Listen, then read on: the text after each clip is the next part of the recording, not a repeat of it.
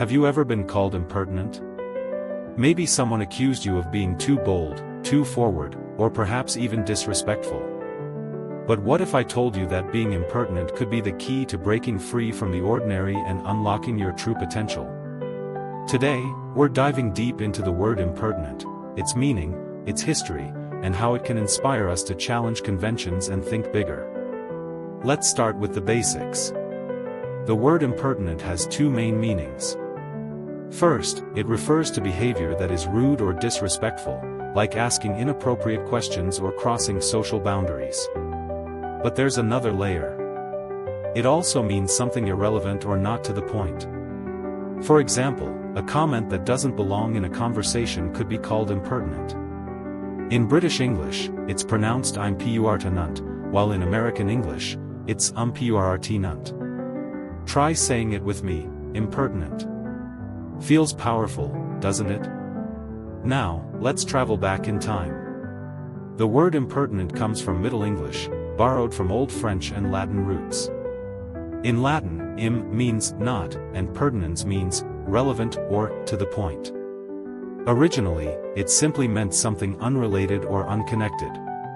But by the late 1600s, its meaning evolved to describe behavior that was rudely bold or offensively presumptuous, someone stepping outside their proper sphere. This shift in meaning tells us something fascinating about society, how stepping out of line was often seen as disruptive.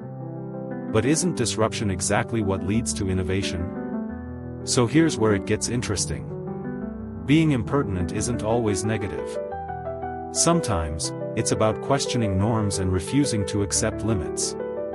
Think about trailblazers like Rosa Parks or Steve Jobs. Weren't they considered impertinent for challenging the status quo? Yet their audacity changed the world. Here's a personal story.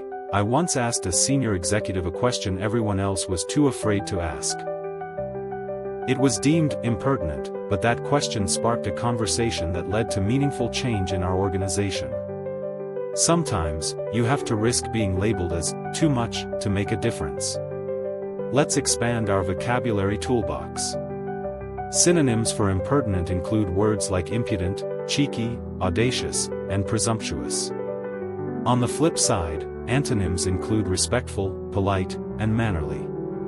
But here's my challenge for you: don't just see these words as opposites, see them as tools for self-reflection. Ask yourself, when is it better to be polite, and when is it necessary to be audacious? Life is all about balance. So what does this mean for you? Being impertinent doesn't have to mean being rude, it can mean being fearless. It can mean asking the tough questions, challenging outdated rules, and stepping into spaces where others fear to tread. Today, I challenge you to embrace your inner impertinence, not as an act of defiance but as an act of courage. Push your limits. Question everything. And most importantly, think bigger. Remember this: the world needs more people who are willing to be impertinent in all the right ways.